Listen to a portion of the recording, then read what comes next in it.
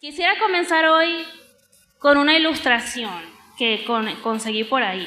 Dice que había una vez un pastor que viajaba por el sur de los Estados Unidos y le dieron la oportunidad de predicar en una cárcel, ¿no? Local de ahí de su región. Entonces el hijo de un amigo lo acompañó y después de la predicación, este joven se le acerca a este pastor y le dice: espero que ese sermón haya impresionado mucho a los presos, a las personas que estaban ahí, porque les hacía mucha falta. Y entonces el pastor le pregunta al chico: ajá, ¿y a ti te hizo bien? Y él le dice: pero ¿cómo es que me va a hacer bien si tú le estabas predicando a los presos? O sea, eso es para ellos, no para mí. Y dice que el pastor meneó la cabeza y dijo: yo estaba predicando el evangelio de Cristo y tú lo necesitabas tanto como ellos. ¿Sí? Este chico de repente sabe, como que a veces nosotros también tenemos esa actitud de que, bueno, lo que van a predicar, esa palabra que del pastor la semana pasada, el mensaje anterior, eso estuvo perfecto. Ojalá, no sé, mi hermano, mi esposo, el sobrino, el vecino hubiese estado aquí. Y o tú le das el codazo al que tienes al lado, viste, recibe, esa palabra es para ti. Pero es el evangelio de Cristo que en realidad todos necesitamos. No solamente unos, no solamente otros. Y a este mensaje le coloqué como nombre genuinos. Dígale que tiene al lado, genuino. Sé genuino. Pero antes de hablar de esto, acompáñame a leer Mateo 23. Búsquelo ahí rápidamente. Mateo capítulo 23.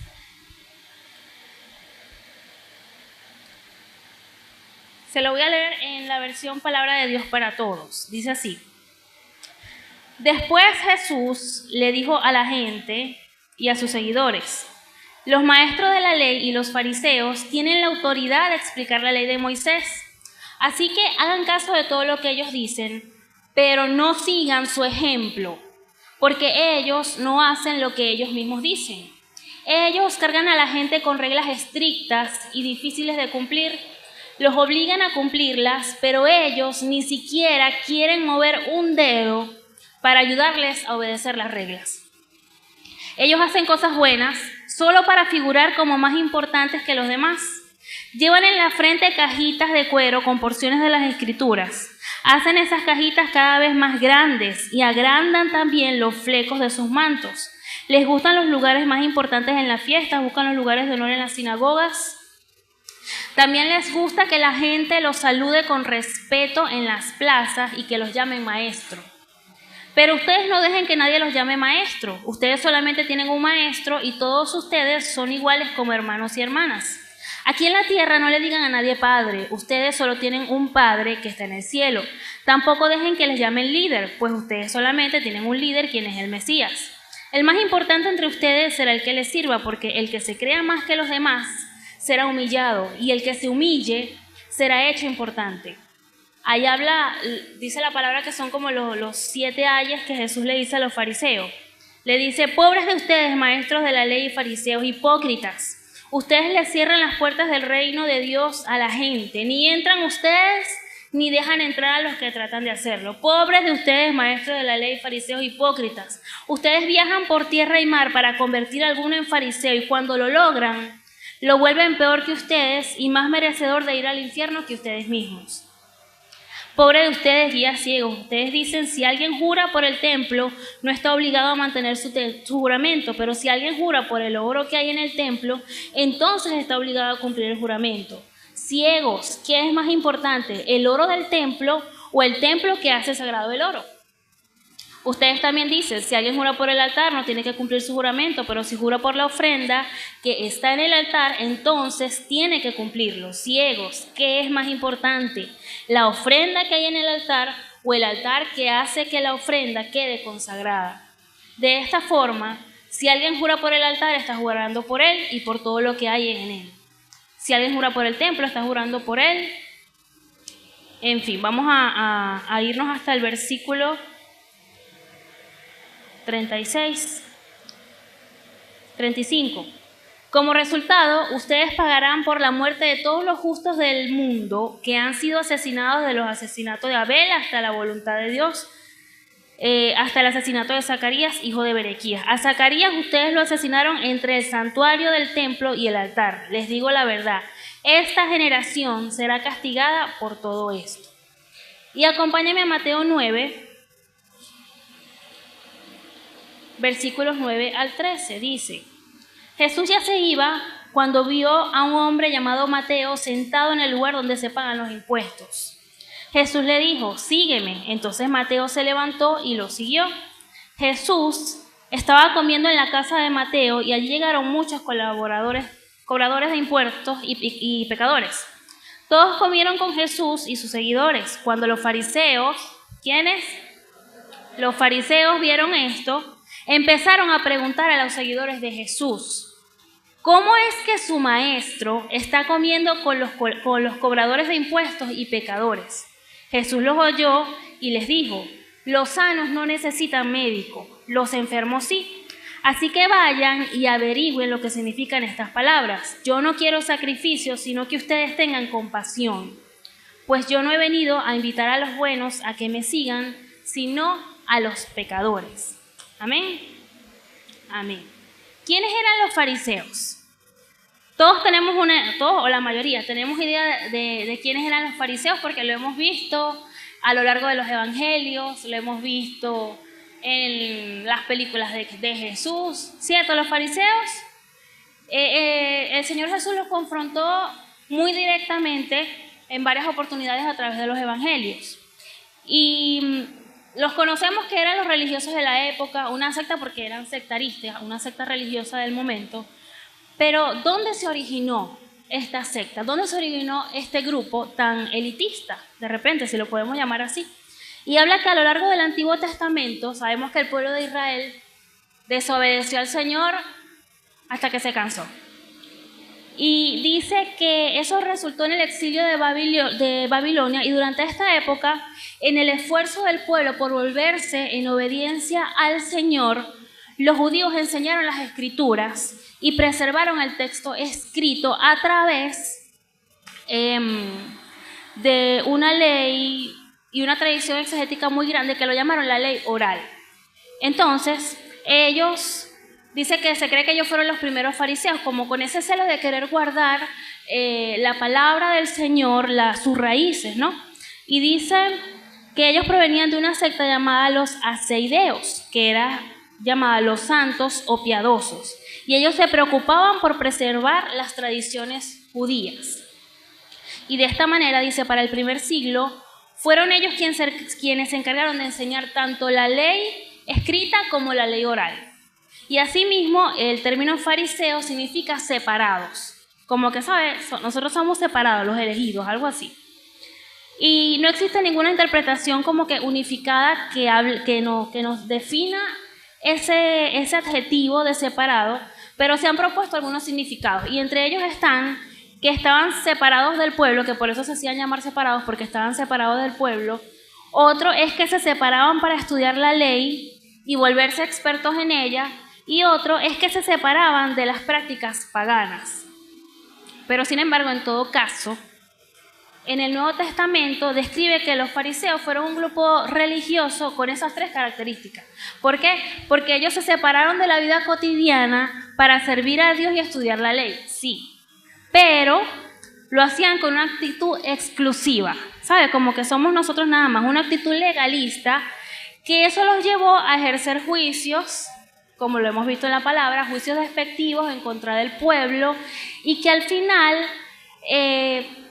ocurrió un distanciamiento entre ellos y el pueblo. Entonces, en vez de acercar al pueblo o de cuidar con tanto celo lo que era la ley mosaica, la palabra escrita, esa ley oral que ellos fundamentaron, lo que hicieron fue alejar al pueblo y, como lo dice ahí en Mateo 23, colocar unos estándares tan altos de perfección, unos estándares tan altos de santidad que ni siquiera ellos mismos podían alcanzar, que mucho menos el pueblo común que no tenía el estudio quizás que ellos tenían, lo podía alcanzar.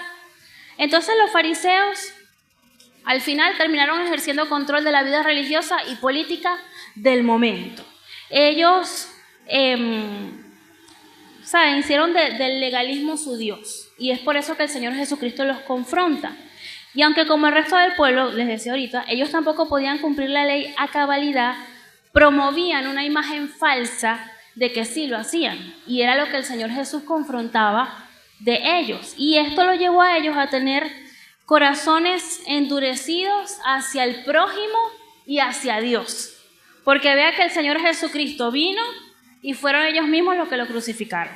Entonces su corazón estaba tan endurecido que no pudieron identificar al Hijo de Dios. No pudieron identificar a ese Mesías que aún esperan, ¿no? Entonces eso lo hizo a ellos desarrollar una falsa piedad. Dice, ellos olvidaron que también necesitaban de la misericordia del Dios Santo, al cual nunca podrían alcanzar por medio de su observancia de la ley.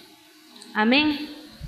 Es decir, estos hombres eran personas que servían y decían amar al Señor y decían guardar celosamente la palabra del Señor, pero que en algún punto ellos dejaron que esa doble vida se apoderara de ellos. Aquí les doy una frase, no como la de la pastora Diana, esta no es mía, pero se las voy a decir. Que dice que la ley no solo revela la santidad y la misericordia de Dios, porque para eso el Señor estableció la ley, para revelar su santidad y su misericordia, sino que también nos revela que es imposible ser salvo por medio de nuestras propias obras. Amén. La ley nos hace ver que es imposible que tú y yo seamos salvos por medio de nuestras obras. No podemos. Nadie nunca en su vida va a poder alcanzar la plenitud de la ley. Y gracias a Dios, porque tenemos al Señor Jesucristo, que nos lleva a vivir a través de la gracia. Amén. Pero bueno, ¿cómo les dije que se llamaba el mensaje? Genuinos. ¿Qué es algo genuino? ¿Qué es algo genuino? Algo genuino yo buscaba y dice que algo genuino es algo auténtico, es algo original, es algo legítimo. ¿Sabe? Cuando te dice, no sé, un diamante que es genuino, no es una imitación, no es algo falso, no está creado de materiales sintéticos que creó el hombre, no, es algo genuino que es auténtico, que es propio de la naturaleza de la cosa. Y yo me ponía a pensar a través de estos dos pasajes y de este concepto de genuino, y me ponía a recordar cómo era yo cuando llegué a la iglesia, a este lugar, porque tengo aquí ya 16 años, casi 17. Y cómo éramos cuando llegamos a los pies de Cristo, vamos a decirlo así. ¿Cómo éramos cuando llegamos a los pies de Cristo? Los que tienen quizás un poquito más de tiempo. Yo me acuerdo y a veces salen esos recuerdos de Facebook, ¿sabes? No sé si uno dice, Dios mío. Pero a veces me salen esos recuerdos de Facebook cuando uno, no sé por qué lo hacíamos así. Pero entonces me sale, Señor, yo te amo con todo mi corazón, te voy a servir para siempre, tú eres, y un escrito público. Y yo decía, Dios mío, pero ¿por qué yo puse eso? Pero era, ¿sabe? Como ese deseo de decirle a todo el mundo, yo amo al Señor. O sea, Dios hizo algo en mi vida, me transformó, me hizo. Y entonces, al principio, ya uno no lo pone. A veces lo que hace es compartir un meme, ay, Cristo no sé qué. Y ya. Pero era, ¿sabe? Ese deseo de decirle a todo el mundo lo que Dios. Entonces, había otro que me salió. Decía, Señor, gracias porque hoy tú fuiste fiel. Tú sabes lo que haces. Yo, Dios mío, ¿qué habrá hecho Dios ese día que yo publiqué eso? Pero era ese deseo, esa autenticidad de lo que Dios había hecho en mí, que quizás poco a poco, con el tiempo, vamos perdiendo porque se nos viene como el chip de la apariencia que tengo que tener, porque ahora yo soy la líder. O ahora yo, como yo voy a estar con esa inmadurez, poniendo eso ahí, ay Dios mío, qué ridículo, ¿no? Y podemos caer de repente en un espíritu, si se le quiere decir así, de fariseísmo. Espíritu de fariseísmo, sal ahora. En un espíritu así, con esas características de los fariseos, porque cuando tuvimos verdaderamente ese encuentro con el Señor, ¿qué nos pidió Jesús? ¿Qué te pidió Jesús cuando te encontraste con Él? Te preguntó qué habías hecho, tus obras, qué me trajiste. Te preguntó a cuánta gente ayudaste. Te preguntó si había sido bueno ese día. Cuando llegamos a los pies del Señor, cuando nos encontramos con Jesús, y si tú estás viniendo hoy por primera vez, vas a conocer quizás nuestra historia, pero cuando nos encontramos con Jesús, Él no nos pidió nada. Nos pidió arrepentimiento, que rindiéramos nuestra vida a Él, porque ya le había hecho todo. No hay nada que nosotros podamos hacer que nos haga ganar el regalo de la vida eterna. Y yo creo que esta serie, el llevar esa vida bios, esa vida transparente, esa vida genuina, una vida libre de apariencia, una vida que es primordialmente recordar quién es Cristo para nosotros. ¿Quién es Cristo para nosotros? Porque los fariseos empezaron quizás con un objetivo noble, porque era el anhelo del pueblo de preservar la ley que el Señor les había dado, de preservar la palabra, de preservar lo santo, porque estaban, como lo decía, estaban en cautivo de Babilonia. Entonces preservar esas raíces y del Dios al que ellos servían.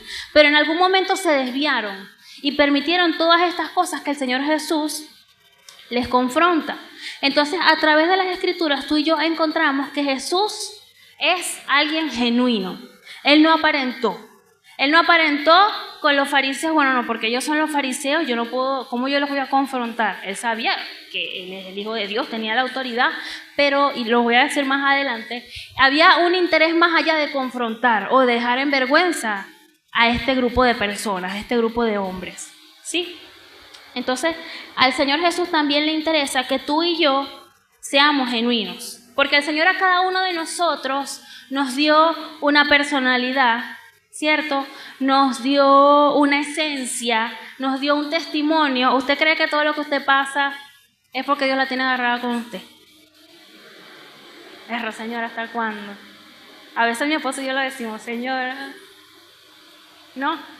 Y todo eso es porque el Señor quiere que tú bendigas, que seas de bendición, de testimonio para la vida de otra persona. El Señor te dio esa personalidad porque sabe que hay un grupo de personas, un target, como dirían los community managers, al que tú puedes alcanzar con la personalidad que Dios te dio. De repente eres más extrovertido o eres más introvertido, pero esa personalidad te la dio Dios con un propósito. Esa esencia que tú tienes te la dio Dios con un propósito, y no para que lo escondas, sino para que otros lo vean, para que otros vean lo que el Señor está haciendo en ti, que impacte y ministre la vida de otros. Pero muchas veces estamos más ocupados en aparentar ser los cristianos perfectos. ¿Y cómo debe ser entonces la vida de un cristiano? Entonces, bueno, ya yo tengo 16 años aquí. Entonces ya me tengo que parar derecha, tengo que hablar bien, tengo que hacer esto, tengo que llegar y saludar a todo el mundo. Entonces todo el mundo, ¡ay, María! Voy a hablar de mí, porque ¿de quién me voy a hablar? Y del Señor. Entonces, María, que tú sí eres linda, que tú... Pero que diga mi esposa en la casa, o mis hijos, o mi hermana, ¿verdad? Que tú sí eres linda, que Marita, que esto. Pero a veces no vemos lo que hay detrás.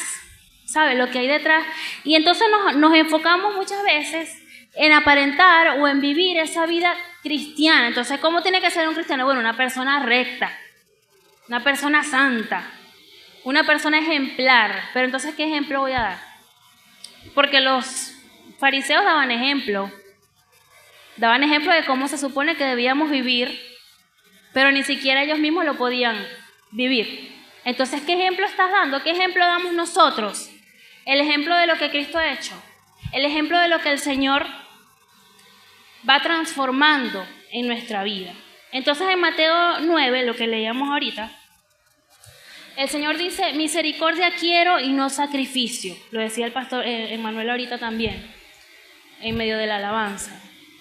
Porque no he venido a llamar a justos, sino a pecadores. Él vino a buscar lo que se había perdido. Nos vino a buscar a nosotros. Porque sé que hay uno que no piensa que es el que se había perdido, ya debería estar con el Señor. ¿No? Entonces, Él vino a buscar a los pecadores al arrepentimiento. Entonces, nuestra libertad genuina está en Cristo. Nuestra libertad genuina está en el Señor Jesús, que vino precisamente para cargar con esa condenación. Porque el Señor sabe que nosotros mismos, por muchas cosas que hiciéramos, no íbamos a poder. No íbamos a poder. Entonces tenemos esa naturaleza carnal que no se va a ir. Escúcheme acá. La lucha que usted tiene, la lucha con el pecado, la debilidad, no se va a ir hasta que estemos en el cuerpo glorificado, hermano. Todos los días vamos a pecar. Todos los días vamos a fallar. Todos los días. Entonces no nos vale de nada aparentar o llevar esa doble vida. Entonces, si ser genuino es ser original, es ser auténtico. Y Jesucristo no vino a buscar, lo perfecto, sino a pecadores. ¿Quiénes somos nosotros? Tratando de aparentar que no pecamos. Tratando de aparentar que tenemos una vida perfecta, que nada nos afecta. ¿Cómo estás, hermano? Bien. Y todo el mundo llega bien. Y por dentro, después uno le... ¿Pero qué le pasó a fulano? Que si siempre estaba bien y de repente se fue. ¿Qué pasó? Porque yo no puedo. O sea, ¿cómo el hermano va a saber que yo tengo esta lucha? ¿Cómo el pastor o cómo el líder va a saber que yo tengo esta lucha si ya yo tengo 40 años en la iglesia? Pero, ¿qué tal si hubieses hablado antes? Y por temporadas, yo me he dejado dominar quizás por el espíritu fariseo. Por temporadas, vamos a decirlo por temporadas, porque hay momentos en que el Señor levanta y... si se le quiere poner un nombre, ¿no? Pero es entender, y el Señor me lo hacía ver, que el llevar una doble vida lo decidimos nosotros. Tú decides si llevas o no una doble vida. Porque, ¿qué pasa? Nosotros decidimos jugar con el pecado, porque ya cada quien sabe lo que es pecado. Así tú estás viniendo a Él por primera vez, hay conciencia de las cosas que sabemos que al Señor no le agradan. Entonces, nosotros planificamos. Nosotros poco a poco nos vamos insensibilizando a la voz del Espíritu Santo y nos vamos dejando cautivar por las atracciones que ofrece el mundo, que recuerde que el mundo es pasajero, que nuestro enfoque no está en lo que vamos a conquistar aquí, si yo tengo el carro, si yo tengo la casa, si tengo plata, si no tengo plata, si no sé, si le compro 500 juguetes a mis hijos, no. El enfoque nuestro es saber que vamos a tener una eternidad con Cristo, que vamos a tener una eternidad donde vamos a adorar al Señor, donde ya no vamos a sufrir de este cuerpo carnal que nos arrastra al pecado, como diría la pastora Nelby. ¿Cómo es? La carne jala para abajo y el espíritu jala para arriba, ¿no? Entonces, es entender eso, y por temporadas me he dejado dominar, y no me he ido de la iglesia durante estos 15, 16 años, pero he pasado por tiempos de fariseísmo. Y entonces, ¿qué pasa? ¿Qué le puedo decir yo? Ay, María, pero te pasaste. Pero le voy a decir algo. En esos momentos en los que les puedo decir que yo he experimentado mayor libertad en mi vida, en Cristo, ha sido cuando me armé de valor y dije, pastor, está pasando esto, esto y aquello. Mi esposo también lo ha hecho, pastor, está pasando esto, esto y aquello. Y viene una libertad, hermano, que no se crea la mentira del diablo de pensar que estoy mejor como estoy ahorita. No, así estoy bien. Porque entonces, ¿qué pasa? Si hablo o nos dejamos de seducir por una doble vida y no tomas esa decisión valiente, ¿no? Bueno, no, yo le digo esto a la pastora y yo voy a perder el liderazgo. Me van a bajar del equipo. Me van a botar de la iglesia. Todo el mundo va a hablar de mí. No me van a tratar igual. Pero en mi caso, les digo en mi caso y sé que es el caso de muchos acá, cuando hemos decidido exponernos, cuando hemos decidido hablar, yo, hermano, tanto de los pastores Celis, del equipo de pastoral acá, he recibido misericordia y amor.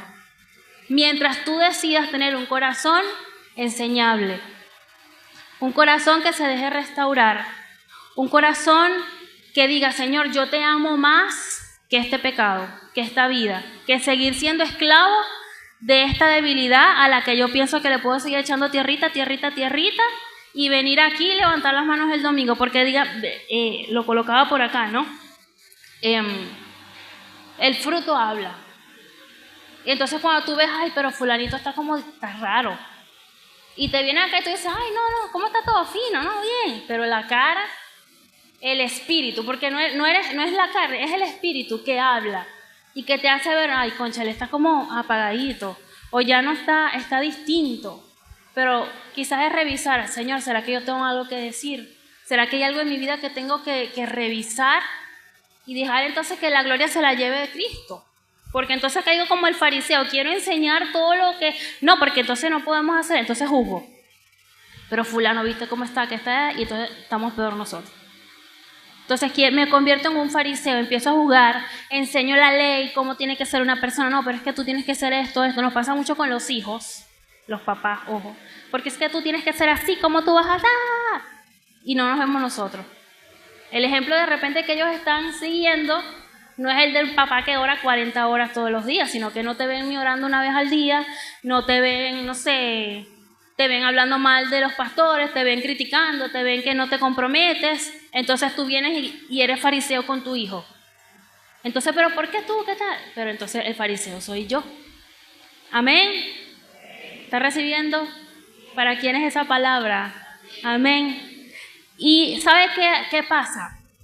Cuando vivimos esa doble vida, no podemos decir que la voz del Espíritu Santo no está ahí. Porque yo lo he vivido, no sé usted.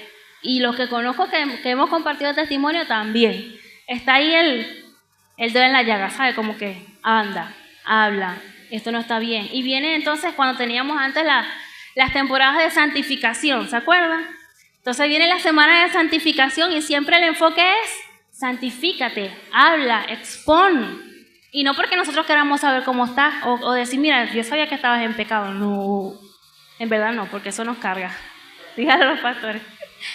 Pero es por eso, como les digo, hay una genuina libertad. La verdadera libertad que nos da Jesús es que podemos ser genuinos delante de Él, que podemos ser genuinos delante de la iglesia, delante de tu pastor, delante de tu líder, y no vas a recibir condenación, porque si ya Cristo no te condenó, ¿quiénes somos nosotros para condenarte? ¿Quiénes somos nosotros para decirte, bueno, anda, arrodíllate en chapita de refresco porque eres el peor de la vida? No. Entonces, el ser genuino es no tenerle miedo a lo que puedan pensar los demás, sino estar más enfocado, que para ti sea más importante tu salvación, que para ti sea más importante que Dios esté bien contigo y que tú estés bien con el Señor. Que nunca vamos a terminar de ser merecedores de que, ay Señor, yo soy el perfecto. Pero saber de que, Señor, yo te amo tanto, yo quiero estar bien, yo quiero guardar ese regalo que tú me diste, que yo voy y me expongo y decido vivir una vida bios. Dígale que tiene al lado, una vida bios. Amén. Entonces no te dejes seducir por esa mentira del diablo, porque es un diálogo eterno que te dice, no hables, porque si no te van a quitar esto. No hables, porque si no va a pasar aquello. No hables, porque te va a dejar fulano o fulana. No hables, no hables, no hables. Y te va esclavizando más y más a esa doble vida, a ese pecado. Vea lo que le iba a decir ahorita, de cuando el Señor Jesús confronta a los fariseos. Un estudio que conseguí decía que Jesús estaba profundamente preocupado por la condición del corazón de los fariseos, porque eran su pueblo, eran el pueblo de Dios. Y dice que él vio que los fariseos estaban más interesados en parecer justos que en ser justos. Anote esto.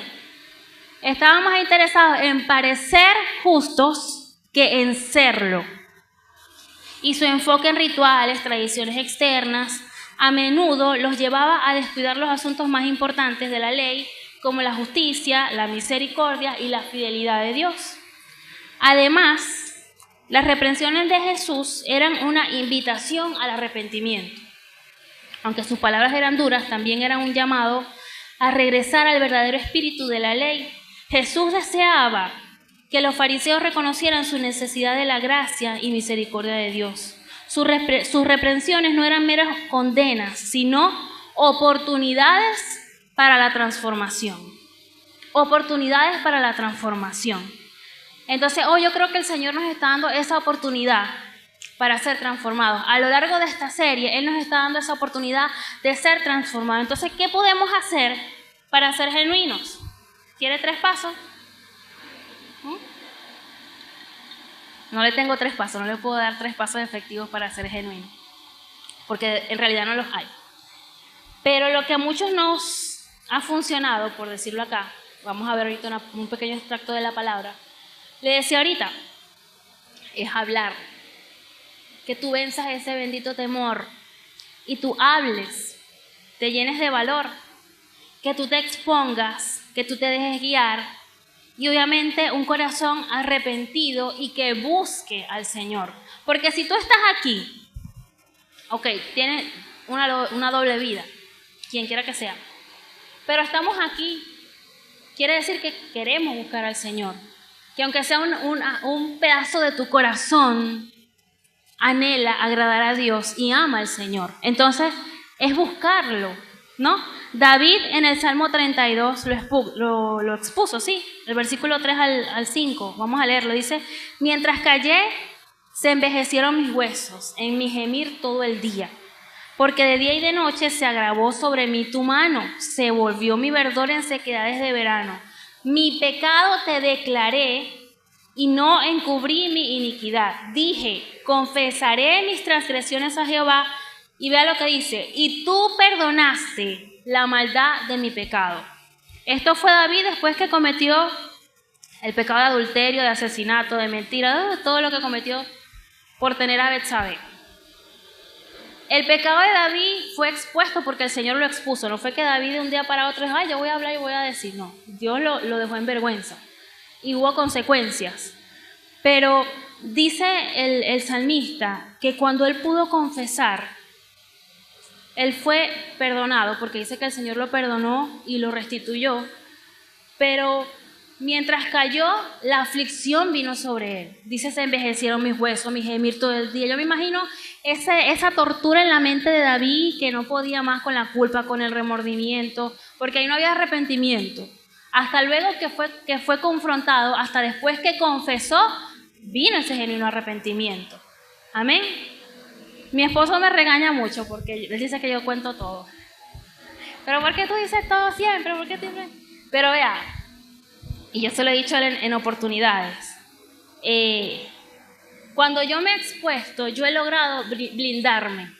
Lo he conseguido así. Y no es porque yo quiera todo el tiempo estar: ay, pastora, ¿sabes que Gerardo hizo esto? ¿Sabes que yo hice aquello? Que no sé qué. No. Gerardo es mi esposo. No su esposo. Pero en exponerme, yo he logrado blindarme, y en varios momentos es como que ir un paso adelante de las acechanzas del enemigo. Porque entonces de repente hay todo este pensamiento: ay, ¿sabes qué? O se lo digo a él, o se lo digo a mi hermana. Concha, le estoy pasando esto, pensé esto, entonces no, yo creo que esto no es de Dios, no sé si estoy murmurando, pero lo dije, lo saqué, lo boté. Y hasta ahí llegó el diálogo en la mente del enemigo, o darle pie, una excusa, un argumento, que el pastor hizo esto, que no me saludó, que fulano no me vio, que me trató mal. Córtalo de raíz, córtalo de raíz, amén. Pero obviamente es exponer con la actitud correcta. Y entonces que hoy podamos entender que el Señor no se ha rendido ni ha dejado de creer en el plan que tiene contigo. Si tú hoy sabes que estás viviendo una doble vida, que hay cosas que no están bien, no dejes tampoco que la mentira del enemigo de que, bueno, ya Dios contigo no tiene nada porque tú eres el pecador más pecador de la vida, tú no sirves ya para... No, Dios no se ha rendido. Estamos acá. Este es un lugar para restaurar, no para condenar. Y lo veía en un post de Instagram que decía así: soy cristiano, pero murmuro de mi hermano. Soy cristiano, pero he mentido. Soy cristiano, pero... O sea, el hecho de ser cristiano no quiere decir que vamos a dejar de pecar. Tampoco es que a propósito lo vamos a hacer. Pero siempre vamos a estar vulnerables a pecar por un pensamiento, por una palabra, por una actitud, porque le grité muy alto al hijo, tenía que... ¿Sabes? Ese día, no sé, me amotiné. Siempre vamos a estar expuestos al pecado, pero que tú no dejes de creer en el plan y el propósito que el Señor tiene para tu vida, para tu familia. Porque si estás acá es porque Dios tiene un plan contigo. Amén. Si en tu lugar tú reconoces que hasta ahora te ha dado temor soltar, te ha dado temor hablar, tengas los años que tengas, hermano. Porque yo el año pasado todavía, y este año también, ¿verdad? Me ha tocado exponer cosas, y ya 16 años aquí, más de la mitad de mi vida en la iglesia, imagínense. Entonces, si temor soltar esa doble vida por el pecado que es muy vergonzosa, porque te va a costar todo, porque te va a costar el liderazgo, te va a costar lo que la gente diga, que hoy no te dé pena, porque hemos recibido a un Dios misericordioso. Entonces, si tú reconoces eso, te invito a que ahí te puedas colocar sobre tus pies y que oremos.